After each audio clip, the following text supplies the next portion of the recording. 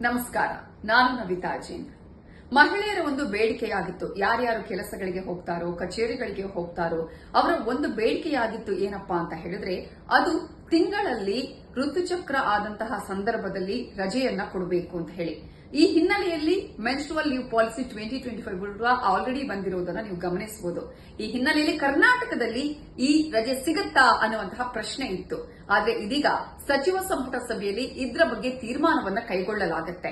ಮಹಿಳೆಯರಿಗೆ ವೇತನ ಸಹಿತವಾಗಿ ತಿಂಗಳಲ್ಲಿ ಒಂದು ದಿನ ಋತುಚಕ್ರದ ಸಂದರ್ಭದಲ್ಲಿ ಅವರು ರಜೆಯನ್ನ ತೆಗೆದುಕೊಳ್ಳಬಹುದು. ಅದಕ್ಕೆ ವೇತನವನ್ನೂ ಕೂಡ ಕೊಡುವಂತಹ ನಿಟ್ಟಿನಲ್ಲಿ ಸರ್ಕಾರ ಯಾವ ರೀತಿಯಾದಂತಹ ನಿರ್ಣಯವನ್ನ ತೆಗೆದುಕೊಳ್ಳುತ್ತೆ ಅನ್ನುವ ಕುತೂಹಲ ಇದೆ.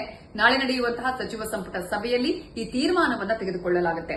ರಾಜ್ಯ ಸರ್ಕಾರಿ ಕಚೇರಿಗಳು, ಗಾರ್ಮೆಂಟ್ಸ್ ಆಗಿರಬಹುದು, ಐಟಿ ಆಗಿರಬಹುದು, ಇತರೆ ಕೈಗಾರಿಕೆಗಳ ಆಗಿರಬಹುದು, ಹೀಗೆ ಎಂಎನ್ಸಿ ಆಗಿರಬಹುದು, ಎಲ್ಲಾ ಕಚೇರಿಗಳಲ್ಲೂ ಕೂಡ ಮಹಿಳೆಯರಿಗೆ ಒಂದು ದಿನ ವೇತನ ಸಹಿತ ರಜೆಯನ್ನ ಕೊಡುವಂತಹ ನಿರ್ಣಯವನ್ನ ಕೈಗೊಳ್ಳುವ ಸಾಧ್ಯತೆ ಇದೆ. ನೋಡೋಣ ಸಚಿವ ಸಂಪುಟ ಸಭೆಯಲ್ಲಿ ಇದರ ಬಗ್ಗೆ ಏನು ತೀರ್ಮಾನವನ್ನ ಕೈಗೊಳ್ತಾರೆ ಅನ್ನೋದು. ಇದು ಮಹಿಳೆಯರಿಗೆ ಖುಷಿ ಸುದ್ದಿನೇ.